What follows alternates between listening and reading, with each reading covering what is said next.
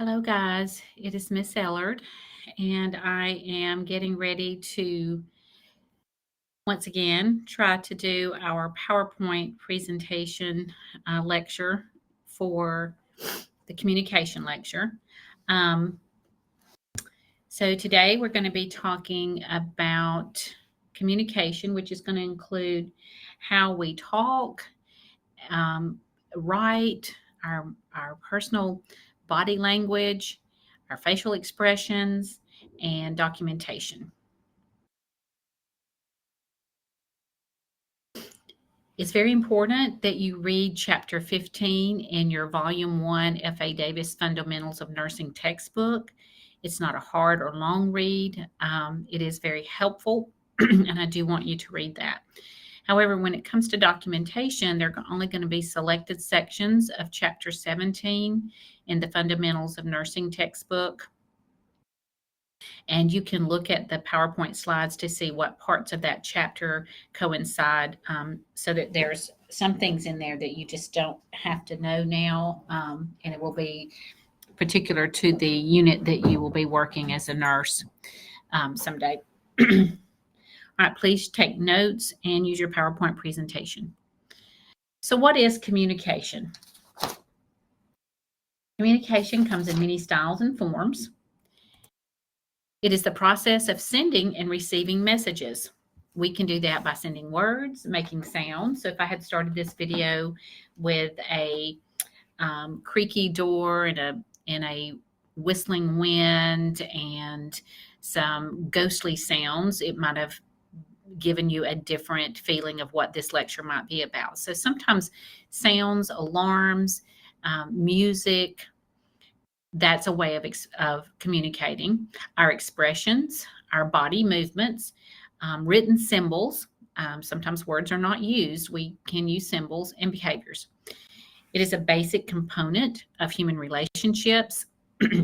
This is what we must have to be able to have a relationship. We have to be able to communicate in some way. Communication occurs in many different levels. Our intrapersonal level is self-talk, and this is where whether you're talking to yourself or you're talking out loud to yourself or quietly to yourself, this is intrapersonal talk. This can be uplifting, this can be calming, or sometimes the things that we say to ourselves are detrimental to our mental health and well-being. But it is a form of communication.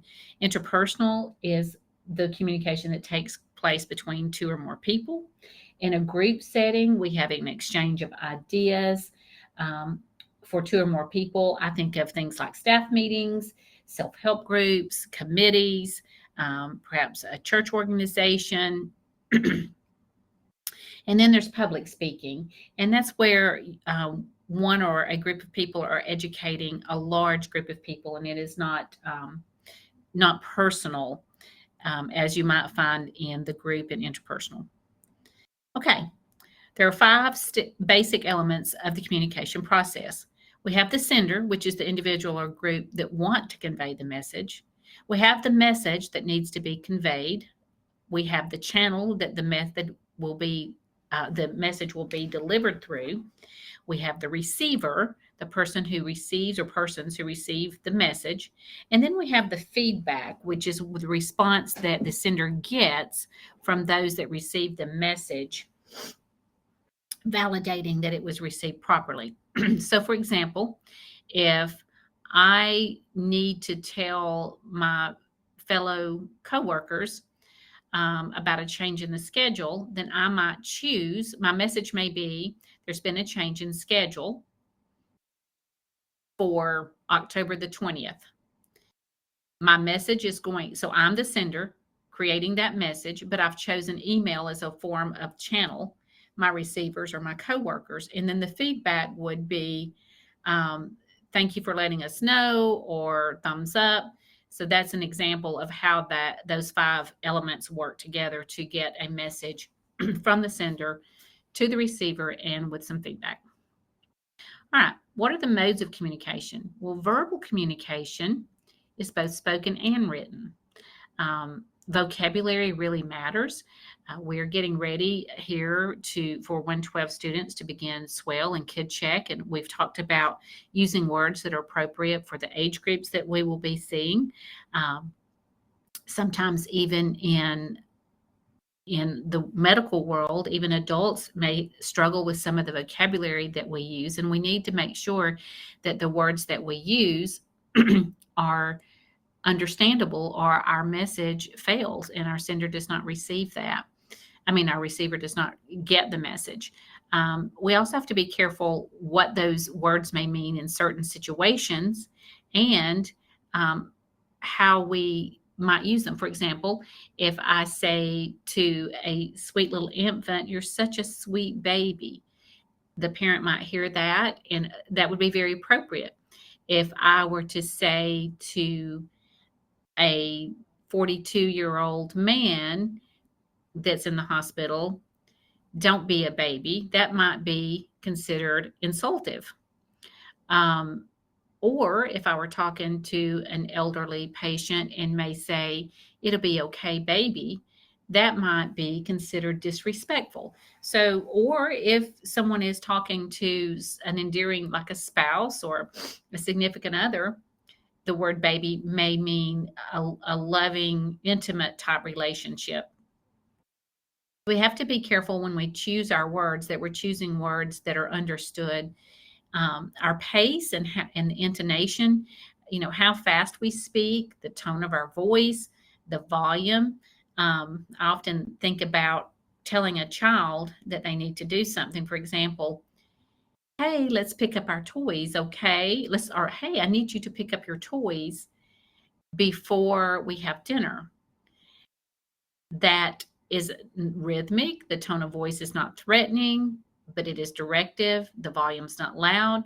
In a little while, if it's almost dinner time and the toys are still laying there, my rhythm, my tone, my voice may become more demanding. I may say the exact same words, but more direct and more threatening sounding, perhaps.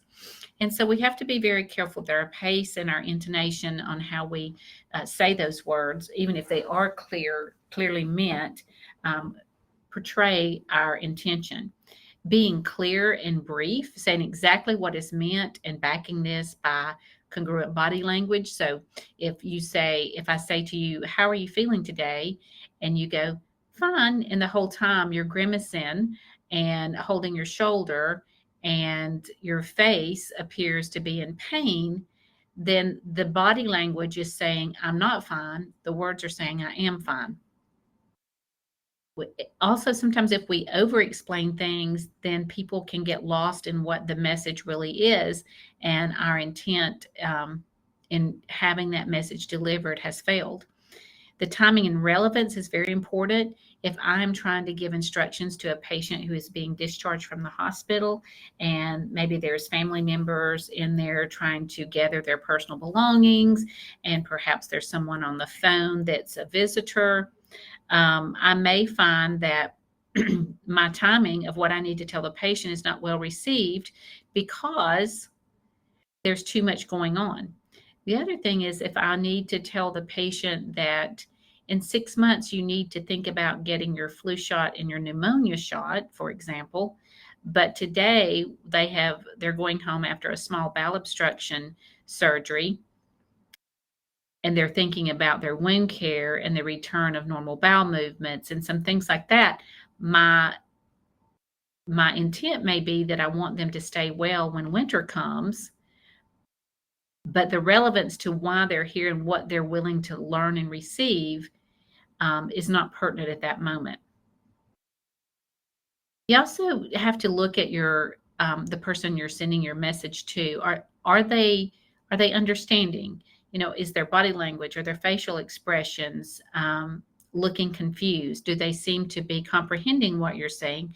And if they're not, that's your cue to adjust what you're saying or how you're saying it, or perhaps the vocabulary that you're using to say it. We also want to make sure that we say things that are believable, that our credibility is established. We always want to be truthful, trustworthy, and reliable. And one of the ways we can do this is not to offer false reassurances, to tell someone, for example, everything's going to be okay. We don't know that everything is going to be okay. And so that is a false assurance. We need to steer away from that because it does hinder our credibility. Humor is a great way of communicating sometimes that is very patient specific and situation specific. Um, and you have to use that very carefully. A lot of times, if I find that humor is used, I will often, the patient will often be the one that would convey that um, sense of humor, and then I know that that is a way that they do seem to want to communicate. We also have to be careful what we're being humorous about, because some things that we may find humorous, our patient or their family members find no humor at all in that. So we have to be very, very careful because that is very subjective. Okay. Now, what about electronic communication? We have to always be professional. Always, always be professional. Never, never, never share patient information, including pictures and videos, any kind of image. We must maintain nurse-patient boundaries.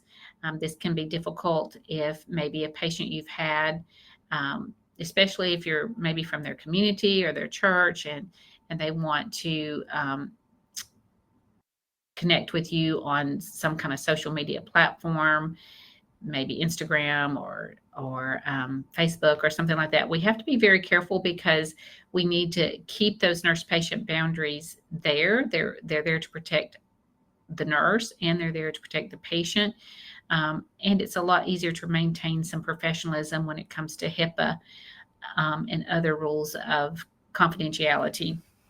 Do not make ever disparaging remarks about patients, their families, their significant others, your employers, your coworkers, or the facility employing you. When you do apply for a job now or in the future, your employer is likely to have someone looking to see what your presence is on social media. And that is a reflection of who you portray yourself to be. So you want to be careful not to have anything out there that would hurt your reputation or hurt your chances of getting perhaps this job that you're really wanting. And that is just not professional, and it is not the mark of a professional nurse. If you ever find if you ever find a breach in confidentiality or privacy on any kind of electronic communication, it's very important that you promptly report that. Your facility should have a chain of command as to how that should be reported and who it should be reported to first. Okay, what about nonverbal modes of communication that are nonverbal? So I love all these little faces that this little guy's making. There's several of them that look happy. Some of them look silly. Some look mad. Some look a little concerned. Some look a little mischievous. But nonverbal communication is not just limited to our face. I am a big advocate on personal appearance. I find that it is extremely, extremely important that a professional nurse look like a professional. You should be clean. You should be neat. You should be well groomed. Your shoes should be clean. Your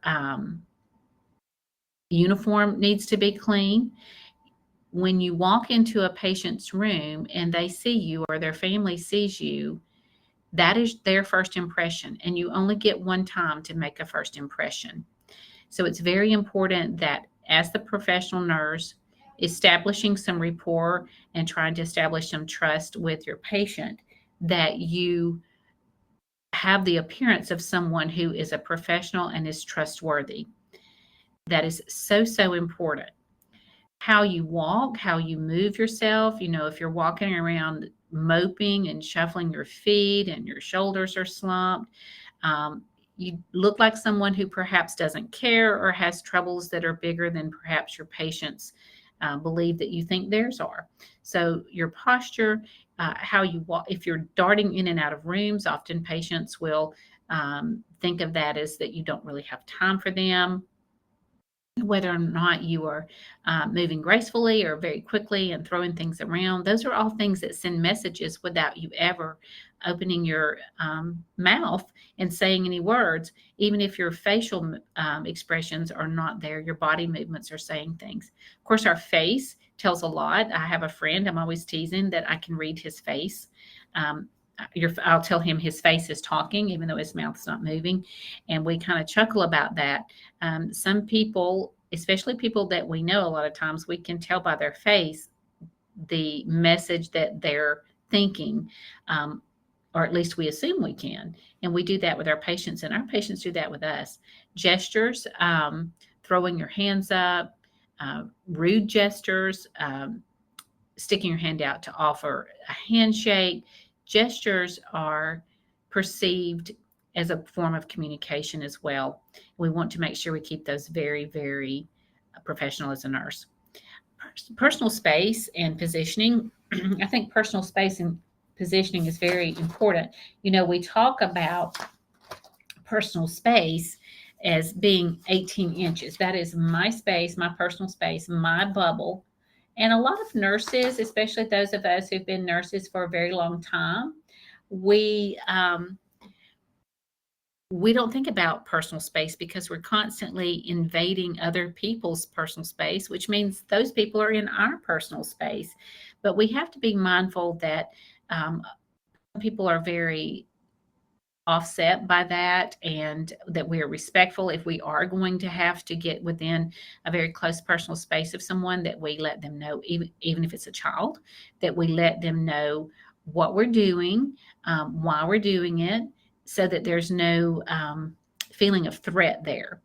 Also, positioning ourselves. If I'm trying to calm a small child and I'm standing 5'6" and the child is 3 feet tall, I might come across as intimidating and not warm and welcoming. Whereas if I perhaps stoop down or squat down and become eye level with that child, I am less threatening. Our patients are the same way. Oftentimes they are in the bed, and if we're towering above them and talking over them, we may not seem like their advocate, their nurse. We may seem more authoritative and more controlling.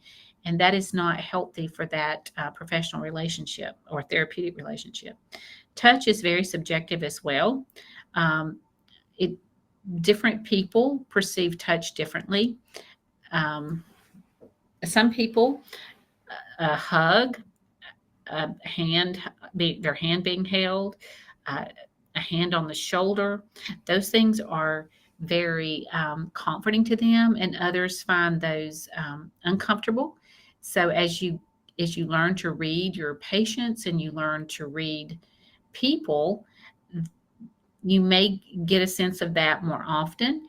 And just be very careful and mindful that your intentions of maybe calming or comforting someone may not always be well received, and that is a very subjective thing. But again, nurses are constantly touching people to do procedures and give care. And we just need to be mindful to let our patients know what we're doing and why we're doing it. And as we learn their personalities and their needs, that becomes a little less of an issue. And what is good for your patient in maintaining that therapeutic relationship. All right. What affects how we communicate? No matter what we're doing, if we are reading an email, if we're looking at a text, if we're reading a letter, if we're listening to someone talk, if we're listening to music, what kinds of things affect the efficacy of our communication? Well, the environment. I want you to take a look at this picture on slide 8, and you see a patient in the bed. And to his right, and to his left is the nurse, and it appears that she's either getting ready to maybe put a Band-Aid on, maybe she's checking a radial pulse, but she's getting ready to render some care. She's smiling. He looks pleasant, but his face is turned towards what she is doing. On his right side, you have what appears to be a physician standing at the bed with some kind of electronic device, and he looks pleasant too, but he also looks like he's trying to share some kind of information with this patient. In the back corner to the patient's back right, you see what appears to maybe be a granddaughter or daughter and maybe a grandchild. And they are looking away towards maybe behind the physician to someone else in the room, or maybe there's a television in there that they're talking about. So we've got a lot going on in this room. So out of all these people that could be heard, if you closed your eyes and was listening in this room, and all the sounds, maybe a vital sign machine, maybe an IV pump, maybe the television, maybe the doors open and you can hear the call bells and dietary's cart going down the hall, and maybe someone giving instruction on some physical therapy. This patient is not in a position to receive what this physician is trying to tell them, because this patient is distracted by what is going on his left side. So this is not a bad thing. It's just that perhaps whatever this physician is trying to tell this patient is not heard or heard completely, because the environment, the timing is not conducive to him hearing this. So there's a lot of things that could be done to adjust that, but just look how busy that one little situation is. We have to make sure that when we are talking to a group of people, especially, for example, as we get ready for Kid Check and Swell, that what we are the messages we are trying to give are appropriate for their developmental stages and things that they understand. And we may have to vary those. You know, it's very important for everyone that is riding a bike to wear a helmet. But what I might say to a 25-year-old may be very different than what I might say to a 4-year-old. So we need to make sure that our words are appropriate. Gender does matter sometimes. In some cultures, it may be offensive for a female to talk to a male, or for a male to talk to a female that is married. And we need to be very, very mindful of that. We also need to be very mindful of our biases, and that we always respect the patient's wishes and communicate in a way that is for the best of their health and wellness. Again, we're talking about personal space. Sometimes if we're trying to give a message and we're so far away, we may seem unconcerned and not willing to come into that person's realm of being able to hear you well and see you well and understand you. We may seem like we're just passing through. And on the other hand, if we get too close, sometimes the person is so uncomfortable they don't hear what we're saying. Patients also become very territorial. A lot of times when they're in the hospital, once they're in that room becomes theirs. Even if the room is a semi-private room and there's a curtain, this side of the room is mine, that side of the room's the other patient's. Those are my personal belongings in that personal belongings bag from the hospital. That's my cell phone on the overbed table. That's my reading glasses. That's my phone charger. And we need to make sure that as we try to keep things tidy and uncluttered, that we are mindful of our patients' space, not necessarily personal space, but what is considered their territory. And that even though we work at this hospital and we don't own the hospital and they don't own the hospital, for that time while they're in that room, that is their space and their territory. And we need to be respectful of that, knocking on the door and announcing our presence and asking to move personal items if they need to be moved. Social cultural factors also are very important. Again, a lot of this may tie into gender and who can communicate with who and what is respectful and what is disrespectful. So we have to make sure that when we are communicating that we're using words that our patients understand and that they are socioculturally appropriate, with all respect that we can have for that. The roles and relationships, a lot of times, for example, a physician may give a patient some test results with some plans of care, and perhaps the nurse is standing there, and when the physician leaves, the patient may have been asked by the physician, do you have any questions? And the patient says no. And then you're in there and they say, hey, I need to ask you can I ask, or what does that mean? You may be considered because of your role as their nurse and therefore their advocate. You may be the person that they consider safe to ask something that perhaps they thought might sound silly or might show lack of intelligence if they were to ask the physician. So there's that whole roles and relationships that some patients perceive, whether they are whether that's the same that the healthcare providers perceive. We have to be mindful of that. And those are factors that can influence how we communicate and whether or not we open up or whether or not we stay closed or who we're comfortable talking with or expressing our feelings or concerns to or asking questions. Okay. This is kind of a busy slide, but I want you to think about how you communicate. There are some little tests online that you can take to see what kind of communicator you are and to see if that is something that's going to promote therapeutic communication with your patients. I want you to think about that. Let's look at those to see what we have to pick from. So it's very important that we communicate well for the best patient outcomes and the well-being of not just our patients, but the healthcare team that we work with. So some of the styles of communication include passive. This is the person who never seems to have an opinion, doesn't really care one way or the other, never seems to actually engage and just rolls with the punches and is not the first to speak up. This person often is not considered the strongest link in a team because they seem uninvested at times. Passive aggressive is not healthy at all. Somebody who is passive wants to appear to be that everything's okay, it doesn't matter to me.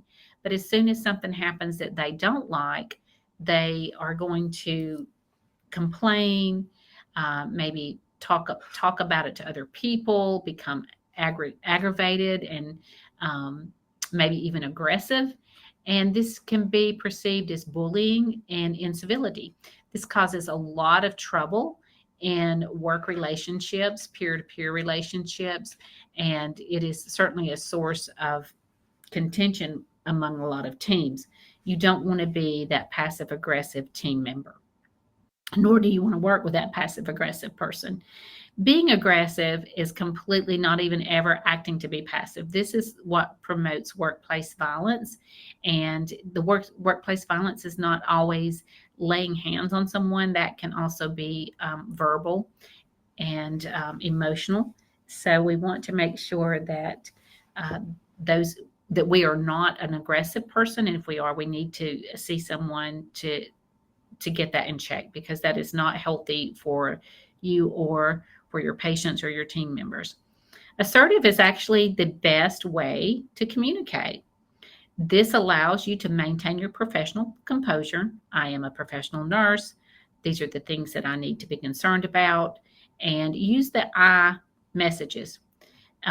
Perhaps if you're talking to another healthcare provider about a particular patient that you're both involved in their care, you can say things like, I am concerned that this particular medication is causing some issues with this patient's, for example, bowels.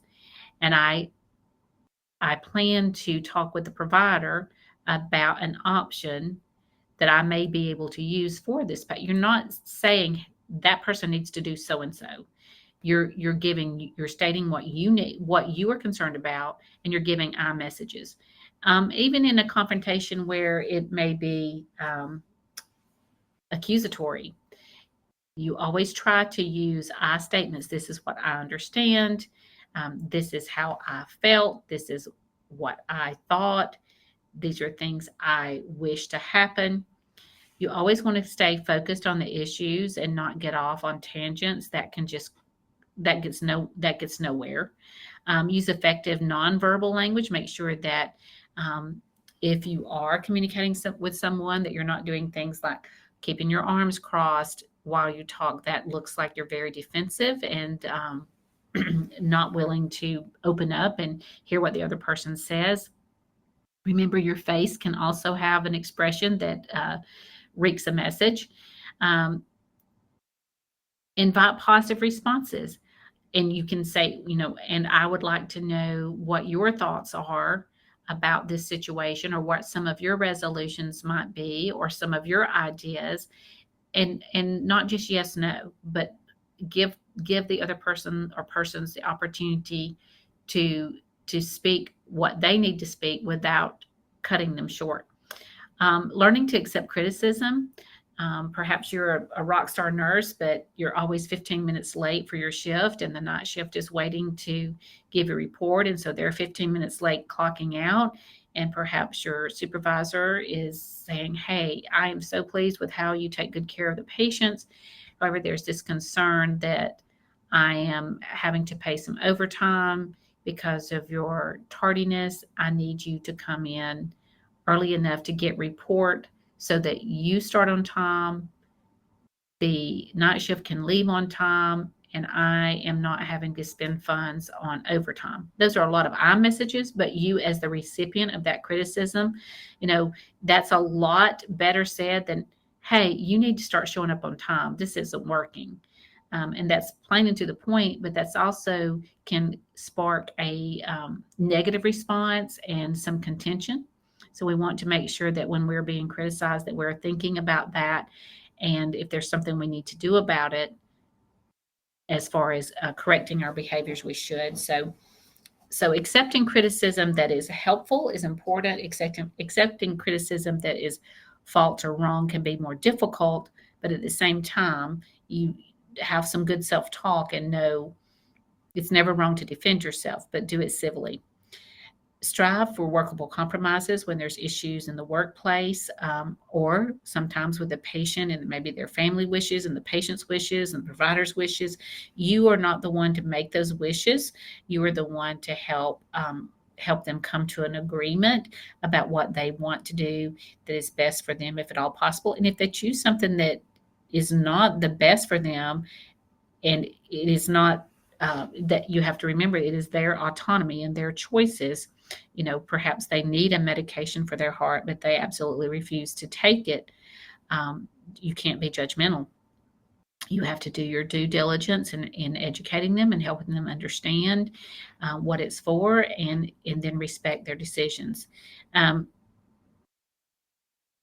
If there's a decision made perhaps about a treatment plan, and you're concerned about that treatment plan, perhaps the patient is going to be discharged earlier than you think they are ready to be discharged, it's okay to say, "I understand that this patient is scheduled to be discharged on such and such date.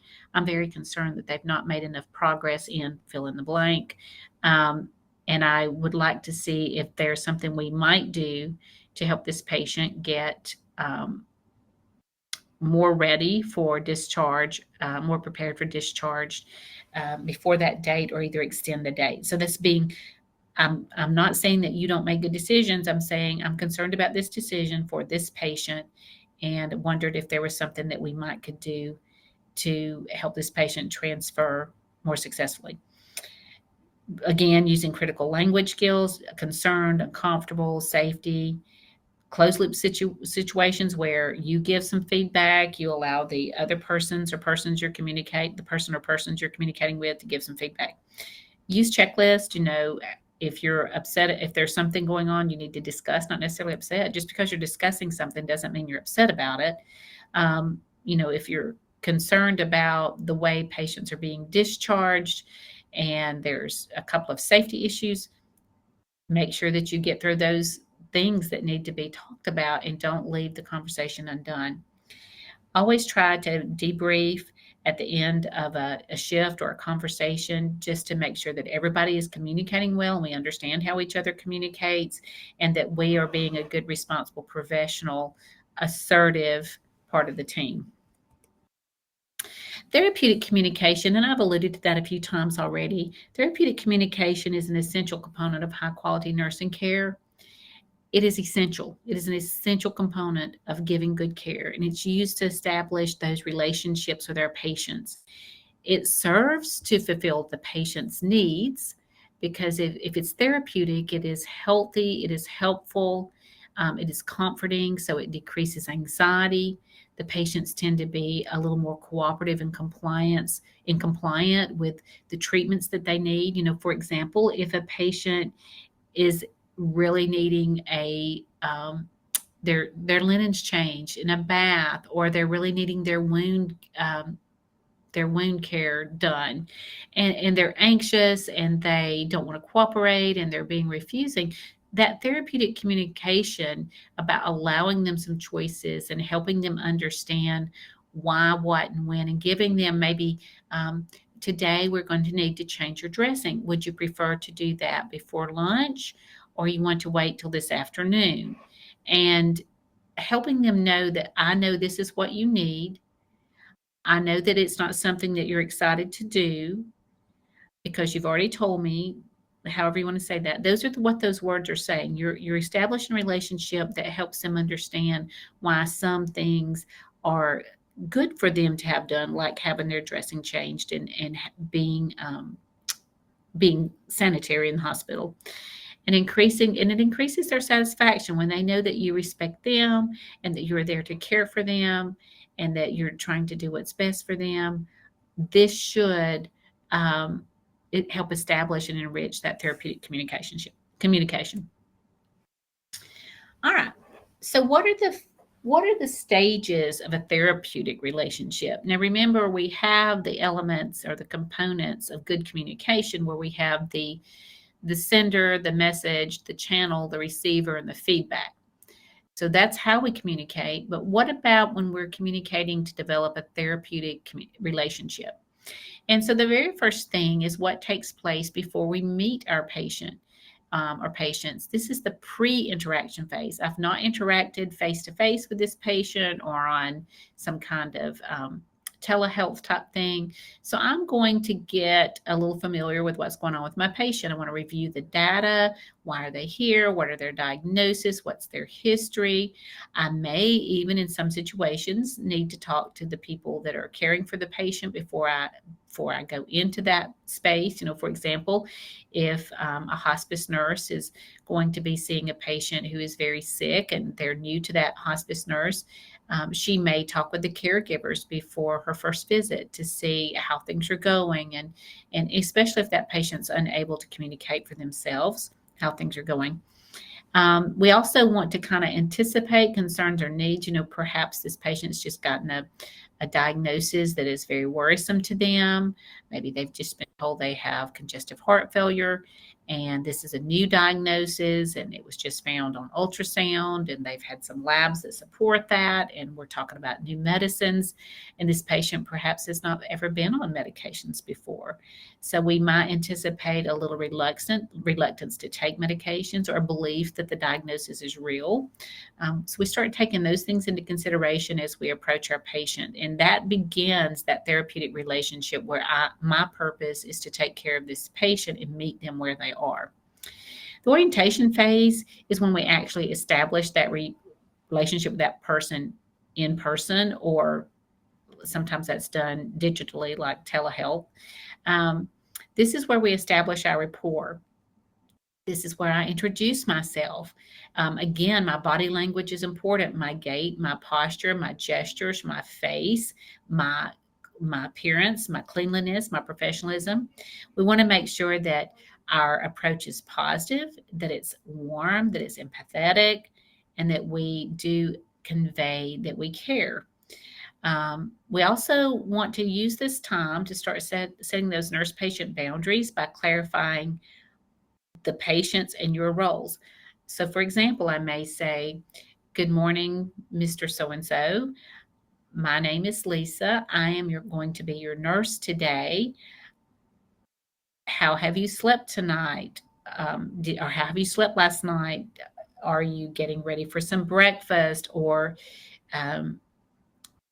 I understand your surgery was successful. How are you feeling this morning?"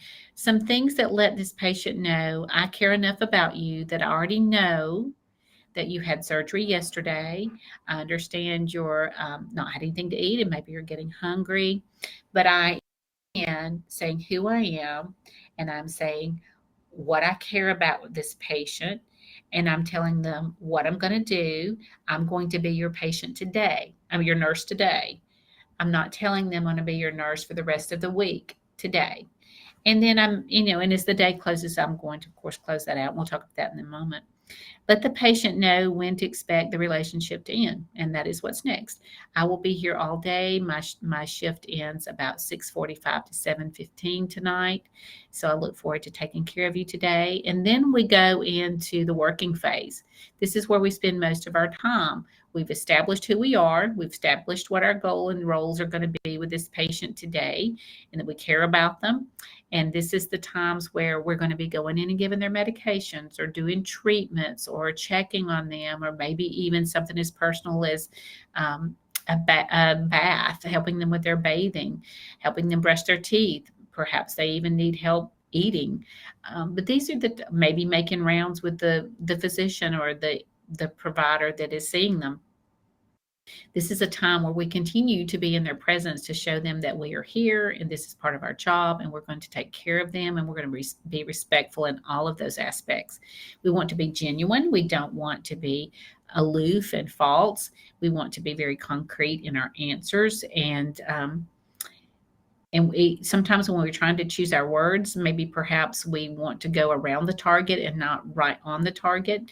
And that there's nothing wrong with trying to be gentle and giving someone maybe an answer that's going to be unpleasant, but we also have to be honest, and choosing those words carefully is important.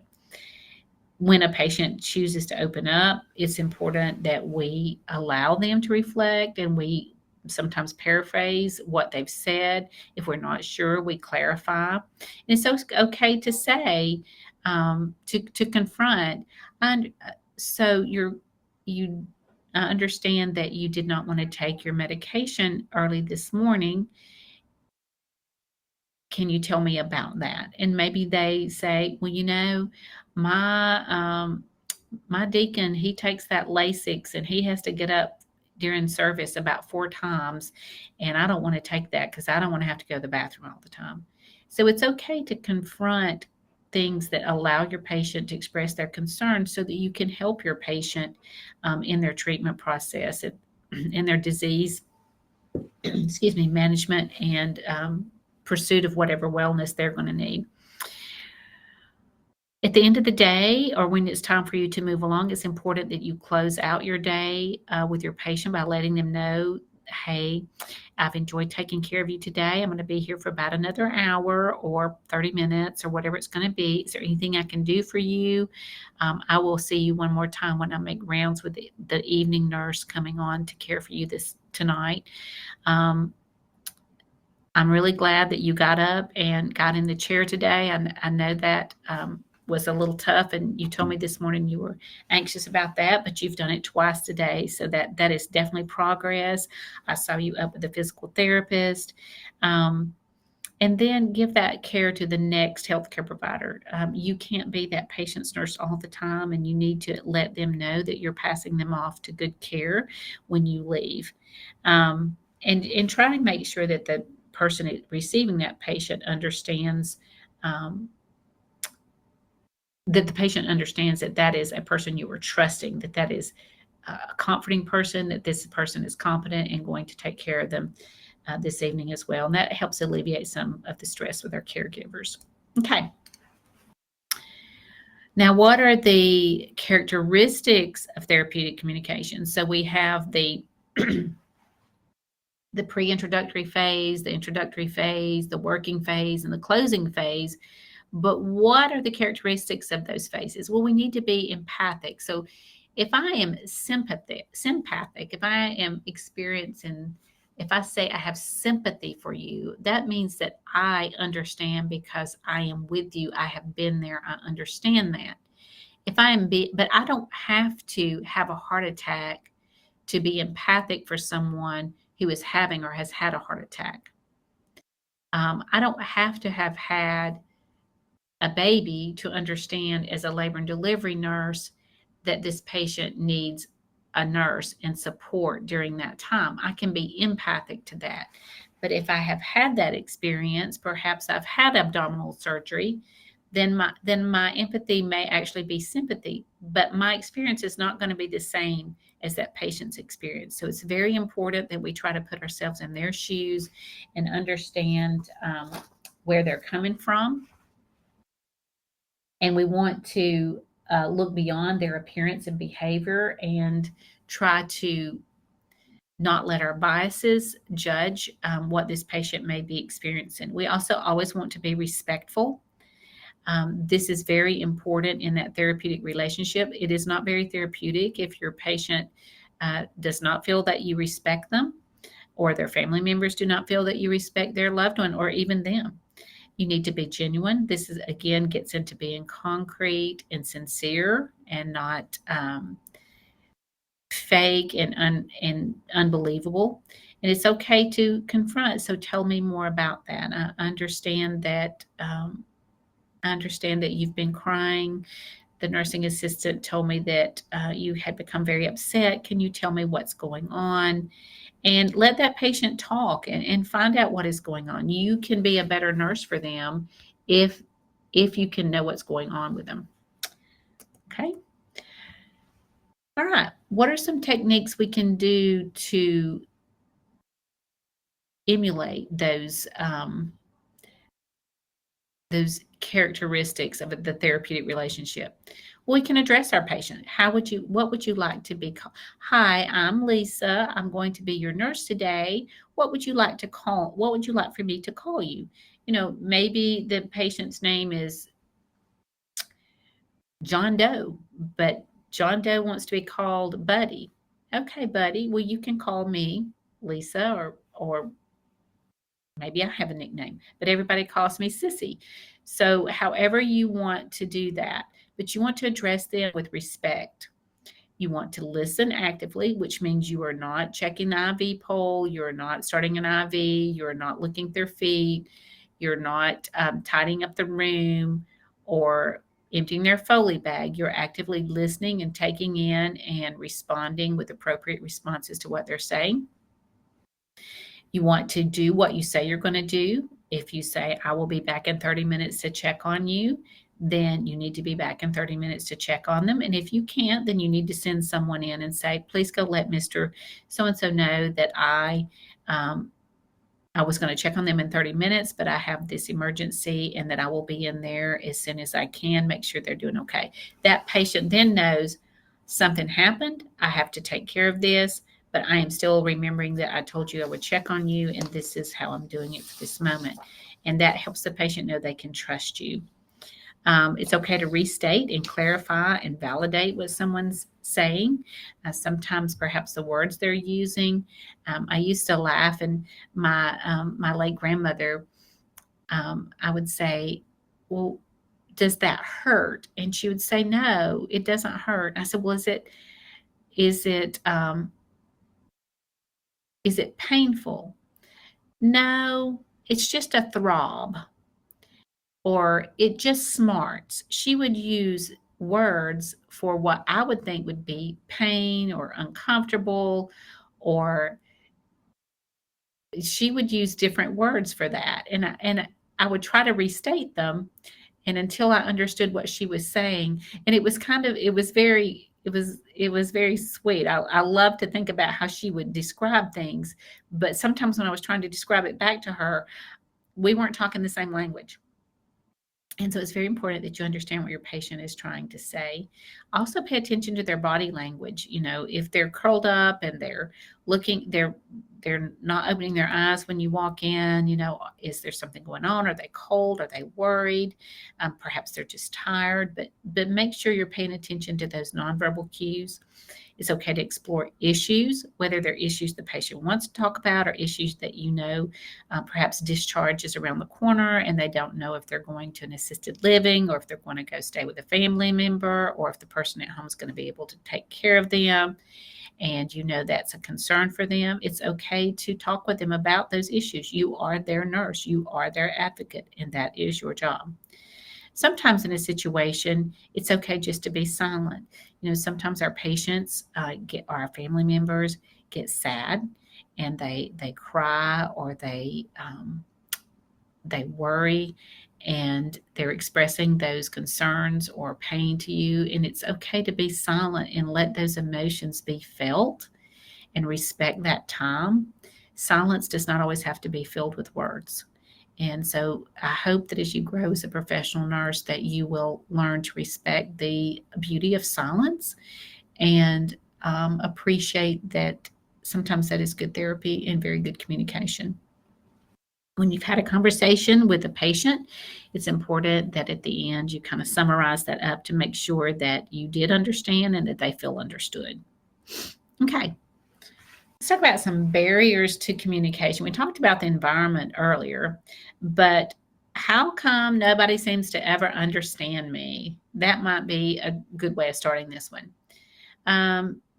Or why did I not get that from that patient? That patient didn't tell me that.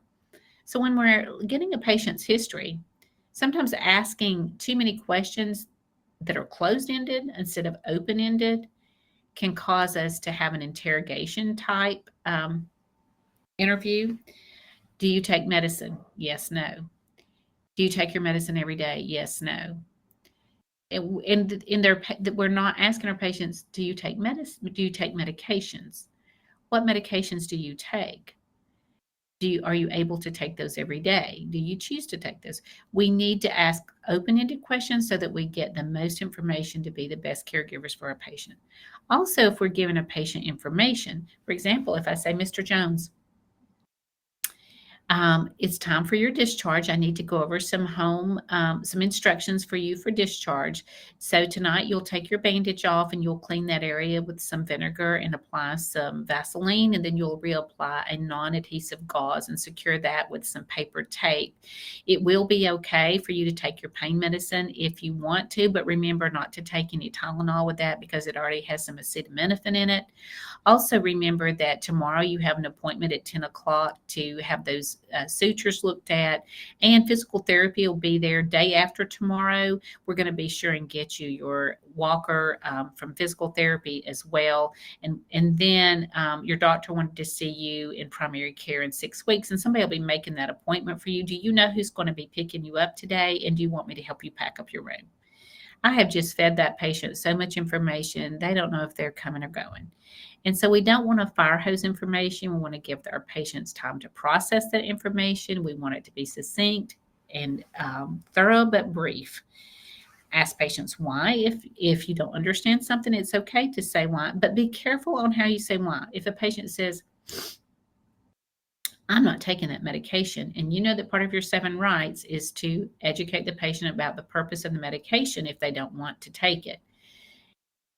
Saying why not may come across as offensive, as if you know something they don't know, which might be true, but it's not going to help them be compliant with maybe a therapy that they need. Can you tell me why you do not want to take for example, atenolol this morning? Well, I don't know. I've just never taken that before. Well, Mr. So-and-so, Dr. So-and-so has prescribed this medication because your heart rate is more elevated than it needs to be, than is safe. And this medication is going to help bring your heart rate into a normal range. We will continue to check your blood pressure. We'll continue to check your heart rate. We are going to be with you today checking on you, and let the patient understand what without putting them on the defensive. Changing the subject can be very rude, and it makes you sound like you don't care what they have to say. Sometimes redirecting the conversation may be necessary, but we need to do that very carefully and with respect. Don't fail to probe. If a patient says, well, yeah, sometimes I take my medicine. What does sometimes mean? Maybe the medicine is supposed to be taken every day, but guess what? They take it once a week. Well, that is sometimes. Maybe you were thinking they take it most of the time and miss once a week. So don't be afraid to probe. Don't express approval or disapproval. It's very important that you check yourself about if a person, for example, is using a kitchen knife on their calluses on their diabetic feet.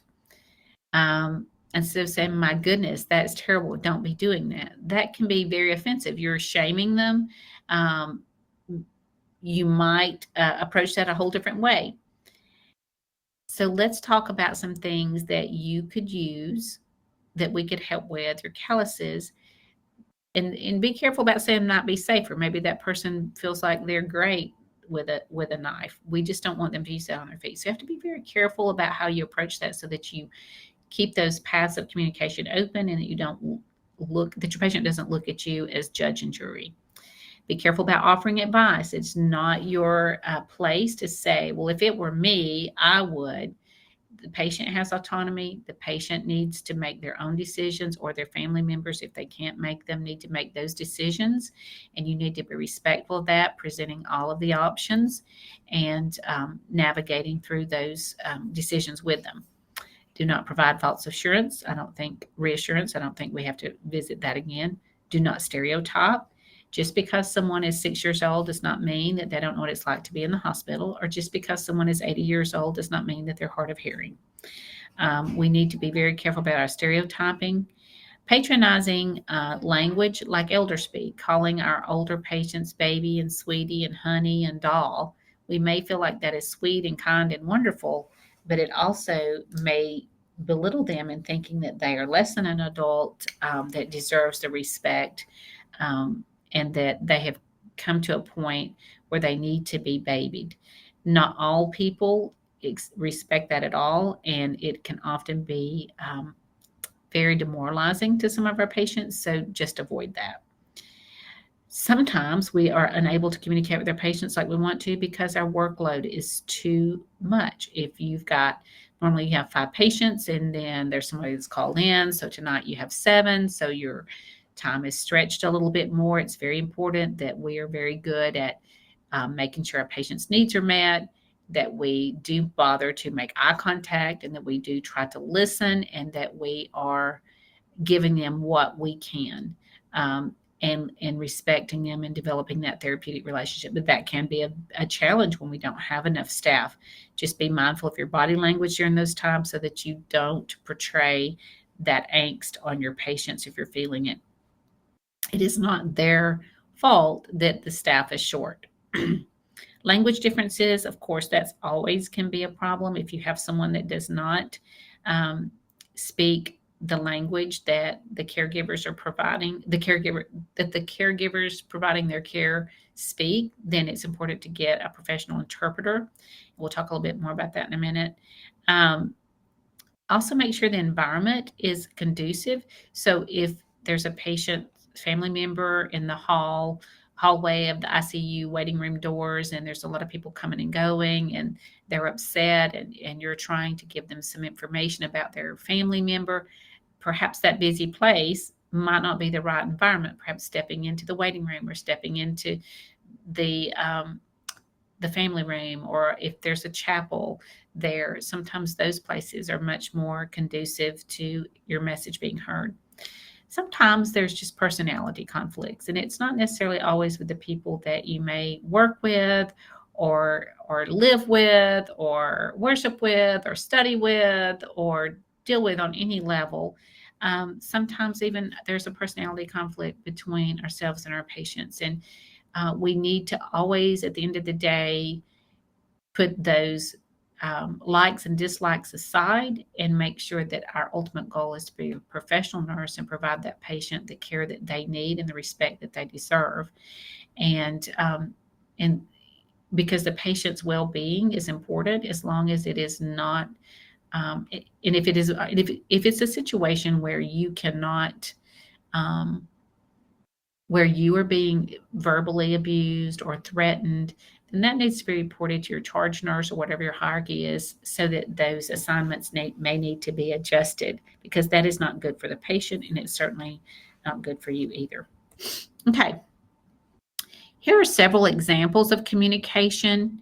We don't necessarily have to go over each and every one of those, but let's look at a few of them.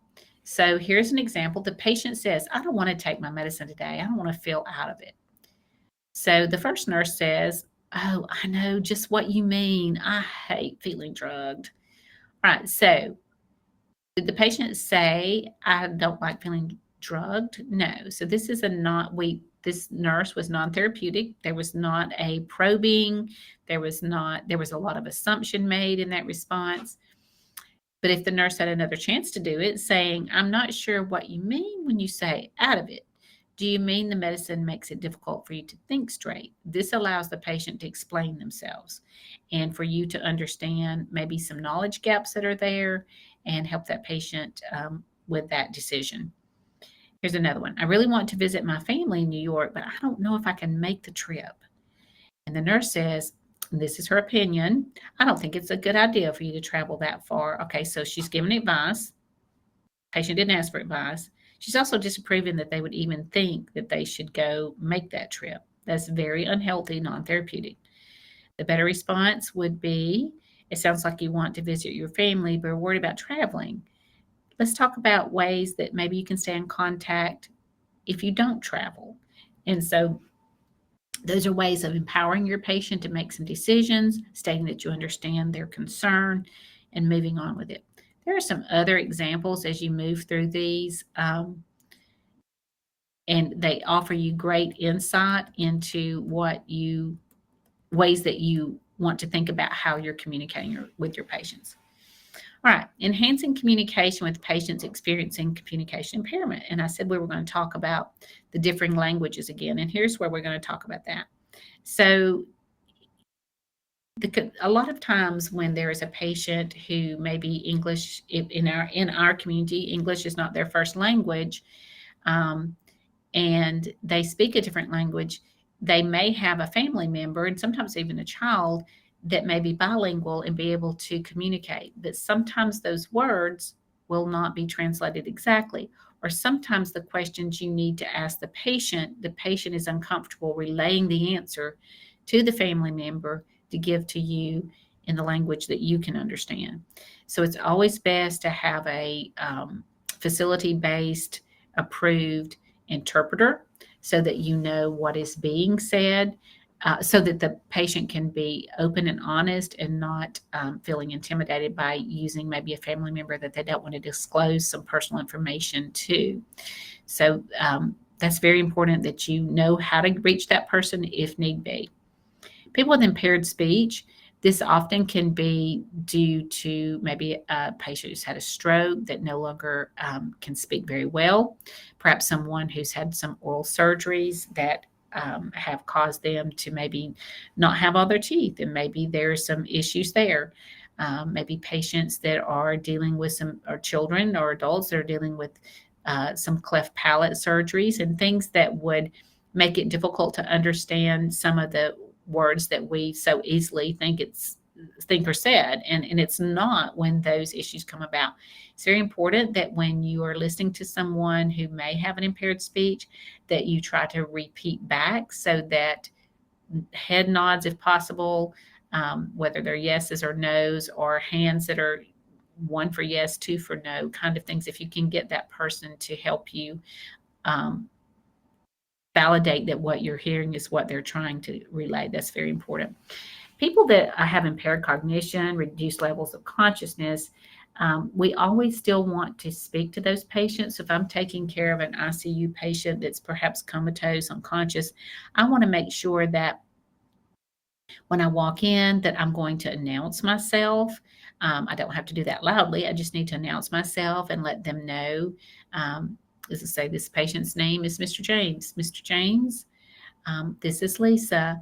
I'm going to be suctioning your trach out so you can breathe a little better, and let him know who I am and what I'm about to do, and respect that fact that we don't know what they can and can't hear, and they deserve to be told that we're about to do something to their person and who we are. Sometimes people coming out of anesthesia, they're kind of in and out and they only hear bits and pieces. We still need to make sure that we're communicating with them as if they were completely alert. Impaired hearing. I think it's interesting because a lot of times our patients that wear hearing aids do not need us to speak loudly. However, when they come into the clinic or they are in the hospital room, maybe they didn't bring their hearing aids, and we have to speak loudly for them to understand us and directly where they can see our mouths. And then maybe a family member brings their hearing aids, or the next time they come in the office, they've got their hearing aids in, and you remember that you need to speak loudly, and now it sounds to them like you're shouting because you are, and they don't need that. Excuse me. So, excuse me. We also need to have someone on the team that knows some sign language in the event that's how our patient chooses to communicate.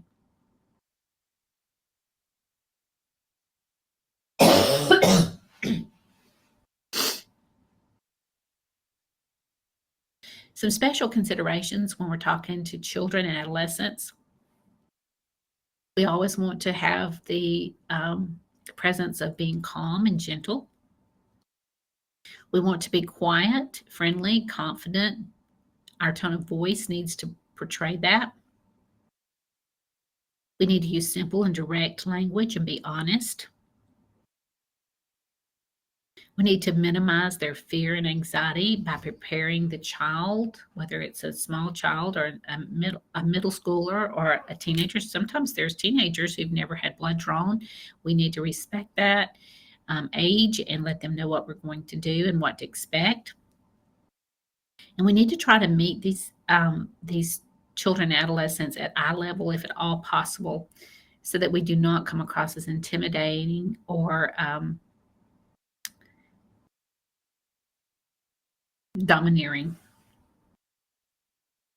Communicating with older adults, if you're going to be in healthcare very long, the chances are you're going to be dealing with people that are older, and we've talked about that before. 65 and older is considered older, with all kinds of phases, all the way up to those who are 100 years old and older, our centurions. Background noise, a lot of times for patients as they age, keeps them from being able to hear what someone is saying to them. And this is very distracting for them. So a quiet environment is more conducive for them hearing what needs to be heard. Shifting from subject to subject sometimes does not allow their cognition to follow or track with you. So try to transition from one subject to the other smoothly and allow their mind to process that. Be an attentive listener. They want to be heard. They want to be heard, and sometimes they want to hear you, but you need to look them in the eye and you need to listen. Avoid elder speak. This can be very demeaning. Excuse me. Allow time for a patient to respond. Again, sometimes this moment of silence is time for them to process what you've asked or what they need to tell you before they can respond. Allow them to reminisce. Sometimes this is very rewarding for them, and they feel like that they've explained themselves to you and you understand who they are and what they've been through.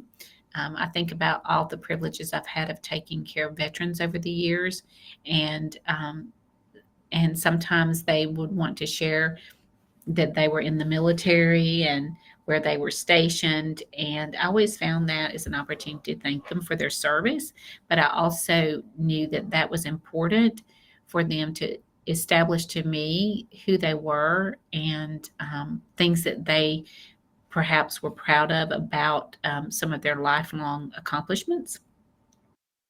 So we need to allow our patients to that opportunity. All right, let's change gears for a minute. Let's talk about documenting. This is another way of communicating, and it's so very important. We've been orientating to Sim Lab and Simulation Lab, and we've been diving into some DocuCare there. You've been practicing documenting your head, eyes, ears, nose, and throat, and your neuro assessments and your cardiac assessments. And so we have been practicing that some, and we've been talking about some of the do's and don'ts. So I want you to think about that foundation you have as we walk through these next few slides. So documenting is the process of making an entry in a client or patient record. Sometimes you will hear it called recording or charting. A client's chart, their record, is confidential, permanent, and legal. If you didn't chart it, it didn't get done. So if the chart for that patient goes to a court of law and you know that you gave them some morphine for their pain, but you didn't document it, then it wasn't done. It's your word against the chart, and the chart will win. Documentation provides evidence of the caregiver to the client. What have you done for this patient, it needs to be documented. And it should accurately reflect the status of the client. Not, it should be clear and understandable. It should let you see the picture of what the person doing the assessment or giving the care saw. It's very important as you start working on learning to document that you use the military time, the 24-hour clock, to avoid confusions about AMs or PMs. So all of your documentation should start with a date and time. Sometimes our electronic medical records already have that for us. So when you make an entry, it automatically gives you a time and date of when you're putting that in. You also want to make sure that your documentation is timely. So as soon as you can after an assessment or an intervention or a treatment, you want to follow the agency's policy about how often. Some agencies' policies, maybe that person is kind of on bowel rest to determine if they're going to need a surgery. So you are checking vital signs and there's maybe not a lot of direct personal intervention or care going on other than observation. But your facility may require that there's some documented nursing care every 2 or 4 hours. So you need to make sure you follow that. If you're writing these documentations, they need to be legible. It should be easily readable. We should not have to wonder if that is an S or an O or an A that you have written. The terminology needs to be appropriate. No unapproved abbreviations or symbols and terms should be used. Be careful when you're spelling. Correct spellings like look-alike, sound-alike, ephedrine, epinephrine, clonidine versus Klonopin. There are a lot of medications. I was thinking this morning about some medications for osteoporosis, Evista and Evenity, and I was thinking about how easy that would be. And one is an injection, and the other is a pill. And those are totally different medications, even though they're indicated for the same disease process for most people, or one of the same disease processes. And we just have to be careful that when we're documenting the right thing and watching out for those words that are look-alike, sound-alike.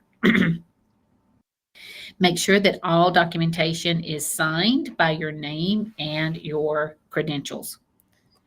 Okay. Some general guidelines. Make sure that what you chart is a fact. The fact of what is seen, heard, smelled, felt, and not what you interpreted of that. So if you thought something was just horrible to smell, you need to say foul odor, malodorous. You do not need to use the things like terrible, yucky. Those are not professional words, and that is your interpretation of, for example, in this situation, something that was smelled. The sequence of events. How did things happen? So if you're documenting maybe a patient became diaphoretic, well, did they just all of a sudden become diaphoretic, or what were they doing? So you may say patient assisted to bedside, call bell within reach, patient denied any complaints.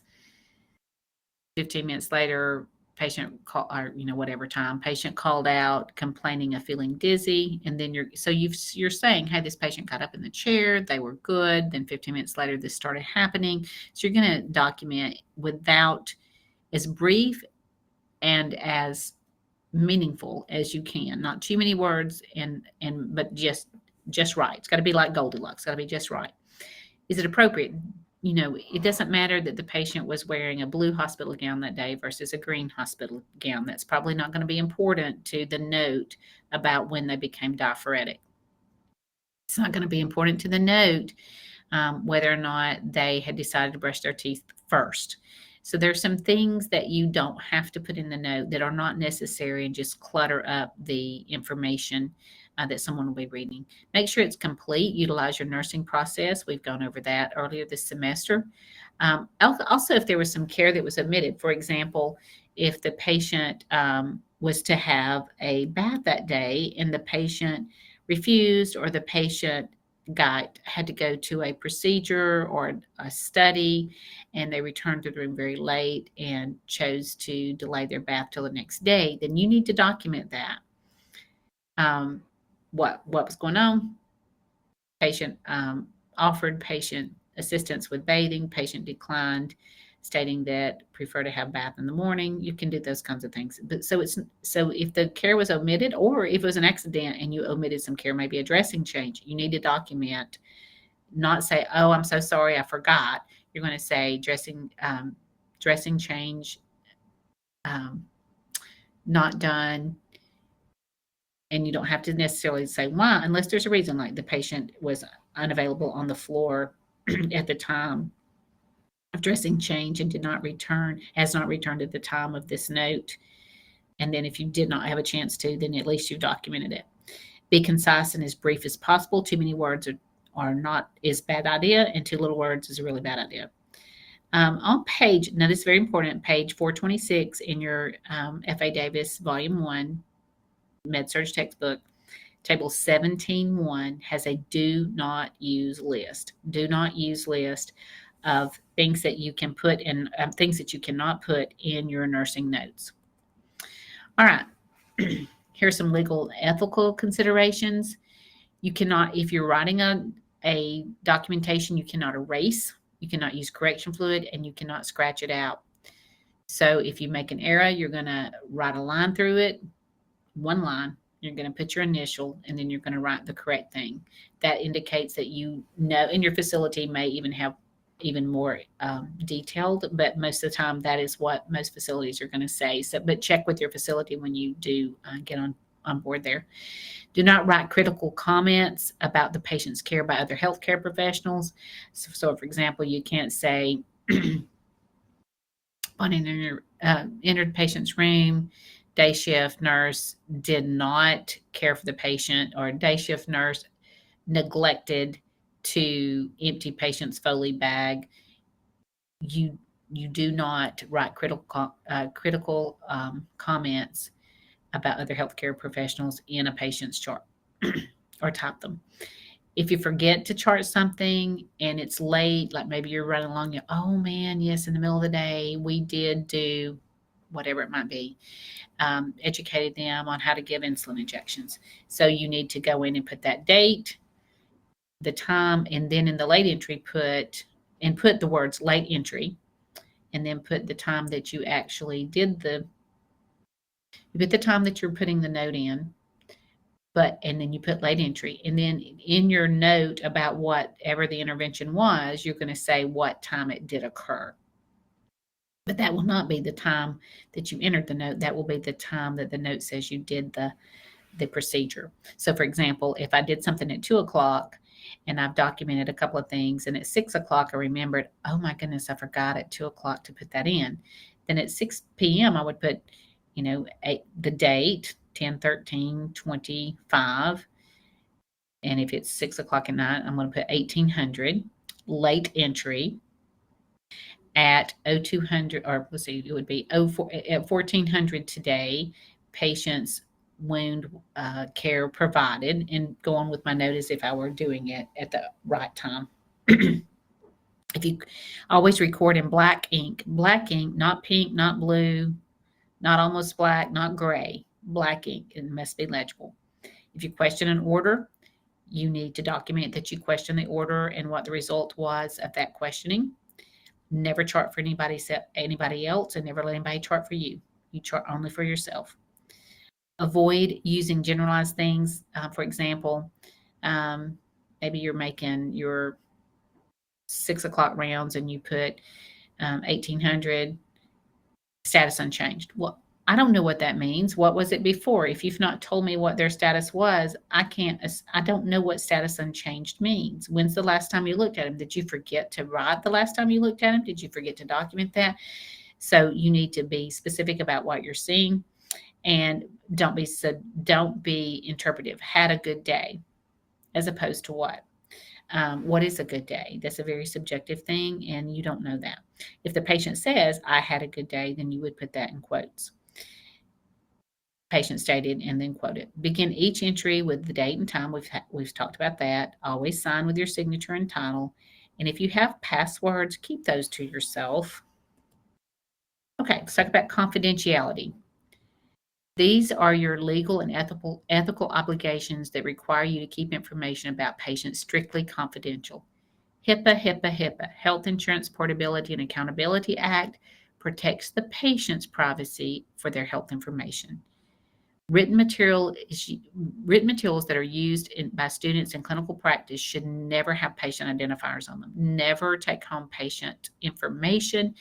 Try not to even have it on any forms or anything that you might be using while you're in clinical. Never access a medical record that is not directly related to a patient you are involved in their care, because that is traced and people lose their jobs over that. You should not be in someone's record that is not yours. Now, what about give and report? When patients move from one nursing unit to another, from one provider to another, this is called handoff communication. And that's a risk for miscommunication. So it is your responsibility to transfer the right information across all kinds of healthcare situations, from nurse to nurse, physician to nurse to physician, nurse to PT, nurse to paramedic, all the levels of nursing care. And this is an opportunity for not only them to ask questions and clarify, but for you to ask questions and clarify the information receiving. It can be verbal or written, and it should encompass all the nursing care that's been provided and promote that patient has a smooth continuity of care. This is seen sometimes in change of shift reports. Sometimes we give those orally. Sometimes they're in writing. Sometimes they're audio tape. But it should be thorough. It's almost like you're giving, this is the patient, their background info, what's going on with them, significant things that are subjective and objective about the patient, not your opinion. It should be in a logical order. It should not have gossip and your personal opinions. If you had any stat or PRN medications other than the routinely ordered ones, those need to be reported. Any changes or in treatments or meds or procedures, and if that patient is scheduled for discharge or maybe transfer from maybe the ICU to a regular floor. We've been working in SIM on understanding SBAR. SBAR is a communication tool that allows you a guide on how to transfer information, how to hand off information to someone you're communicating with about the patient in healthcare. S is for situation. That is, what is the situation? Why was the patient admitted? When were they admitted? What else is, maybe, for example, 19-year-old white female admitted in DKA with a history of type 1 diabetes and whatever the current problem is. Maybe they are still acidotic and having labored breathing. Background information: patient lives alone, has been seeing the endocrinologist, lab test reveal ABGs to be this. Patient has a history of or no history of drug abuse. Patient is allergic to, and what kind of code status they are. What are you finding? Patient is restless. What I'm hearing, what I'm seeing, what their vital signs are, what kind of things we have done to help with this patient. Perhaps we've got some insulin and potassium going, and and we've got a last set of ABGs are revealing this, and the anion gap. We're giving what information we have, and our recommendation may be, hey, and the patient's blood sugar is if the patient's blood sugar is 382, do you want to change the insulin drip or dose? And I think, it appears that we're going to need to change the insulin, and let the provider give you the order. So I'm saying, I know that we need to change something because this patient is not improving like we thought they should. And it's okay to make a recommendation. For example, if the patient on Remer, their oxygen saturation is 92%, maybe everything else is looking good, but they're still not breathing real well. You may call, say, hey, here's what's going on. Here's the situation. Here's the background.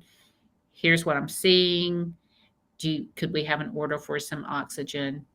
And then there you go.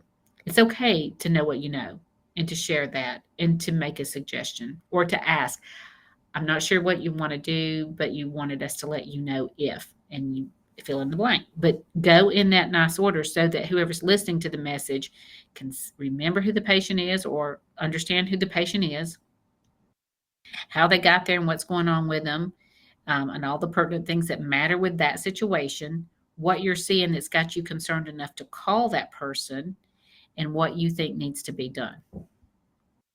Okay. Telephone reports, this we're going to practice this, of course, in SAM. We're using our SBAR format. It's very important that you do that as if you were documenting and giving that information like you should.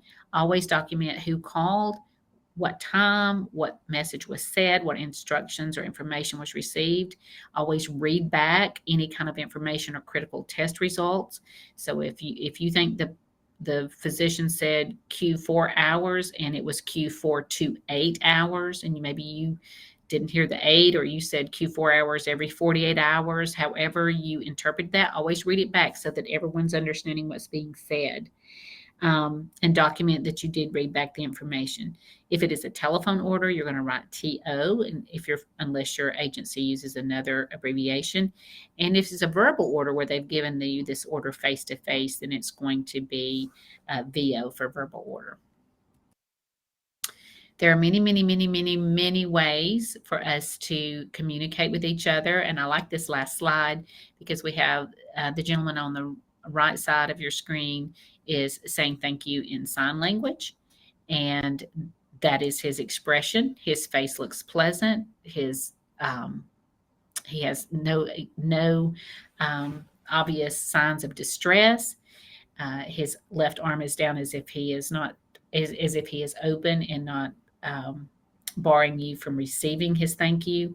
And on the left side of your screen, we have written expressions of gratitude, and they all mean the same thing, but they look different. So let's be very careful with how we communicate with our patients. Let's make sure that we set boundaries that are healthy for us and for them. Let's focus on having therapeutic communications. Let's ensure that when we document, that we document well and that we document appropriately, and that all of this helps us become a more professional nurse. Thank you.